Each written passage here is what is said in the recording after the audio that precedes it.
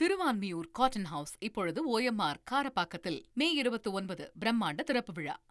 அதிமுக பொதுச் செயலாளர் எடப்பாடி பழனிசாமி சென்னை கிரீன்வே சாலையில் உள்ள அரசு இல்லத்தை காலி செய்து ராயப்பேட்டையில் உள்ள வீட்டில் குடியேற உள்ளார்.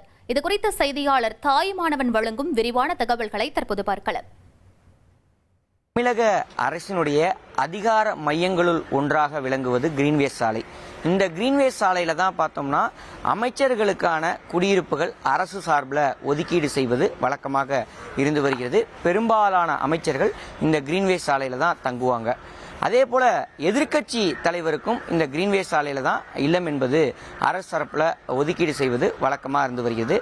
அந்த வகையில பார்த்தோம் என்றால் சுமார் 15 ஆண்டுகளாக அதிமுக பொதுச் செயலாளர் எடப்பாடி பழனிசாமி கிரீன்வே சாலையில் இருக்கக்கூடிய செவ்வந்தி இல்லம் அரசு தரப்புல ஒதுக்கீடு செய்யப்பட்டிருந்த இந்த இல்லத்துல தான் தங்கியிருந்தார்.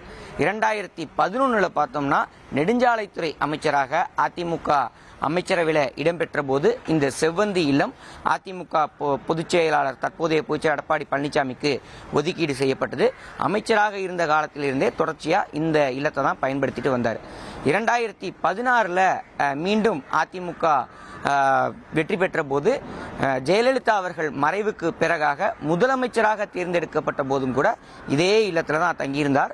அதன் பிறகாக 2021 அதிமுக வெற்றி வாய்ப்பை இழந்து எதிர்க்கட்சி அந்தஸ்தை பெற்றபோது எதிர்க்கட்சி தலைவர் என்ற முறையிலும் இதே இல்லத்துல தான் தங்கியிருந்தார்.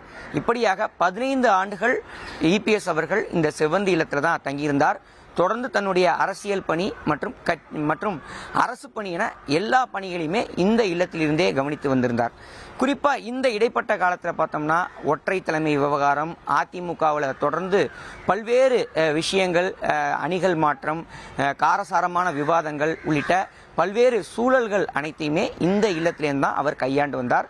இப்படிப்பட்ட நிலையில தான் நடந்து முடிந்த சட்டமன்ற தேர்தலில் அதிமுக எதிர்க்கட்சி அந்தஸ்தையும் இழந்து 3வது இடத்துக்கு தள்ளப்பட்டிருக்கிறது.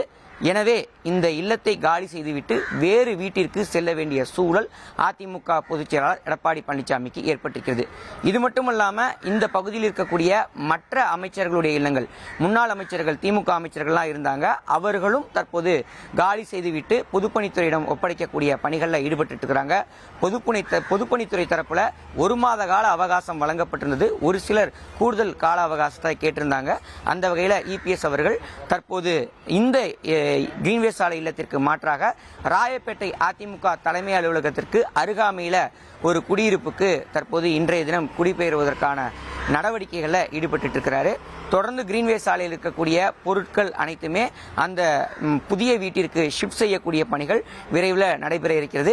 இனி வரும் நாட்களில் அந்த ராயப்பேட்டையில் இருக்கக்கூடிய இல்லத்தில் இருந்தான் அரசியல் பணிகளையும் மற்றும் மற்ற பணிகளையும் அவர் கவனிப்பார் என எதிர்பார்க்கப்படுகிறது. ஓரிரு நாட்களில் முழுமையாக இந்த வீட்டை காலி செய்துவிட்டு அரசிடம் ஒப்படைப்பார் என எதிர்பார்க்கப்படுகிறது. அரசிடம் ஒப்படைக்கப்பட்ட பிறகாக பொதுப்பணித்துறை தரப்பில் புதிதாக நியமிக்கப்பட்டிருக்கக்கூடிய அமைச்சர்கள் மற்றும் எதிர்க்கட்சி தலைவராக தற்போது உதயநிதி ஸ்டாலின் இருக்கக்கூடிய நிலையில் அவர் கேட்டுக்கொள்ளக்கூடிய பட்சத்தில் அவருக்கான வீடும் ஒதுக்கீடு செய்வதற்கான வாய்ப்பு இருப்பதாக தகவல்கள் இருக்கிறது. ஏற்கனவே உதயநிதி ஸ்டாலினை பொறுத்தமட்டில் குறிஞ்சி இல்லத்தில் தங்கியிருக்கிறார். அவர் குறிஞ்சி இல்லத்தில் தொடர்ந்து தொடருவாரா என்ற ஒரு கேள்வியும் எழுந்திருக்கிறது. பொதுப்பணித்துறையின் தரப்பில் விரைவில் புதிய அமைச்சர்களுக்கு இந்த குடியிருப்புகள் ஒதுக்கீடு செய்யப்பட இருப்பதால தற்போது கிரீன்வே சாலையில் இருக்கக்கூடிய அனைத்து வீடுகளும் காலி செய்யப்படுகிறது.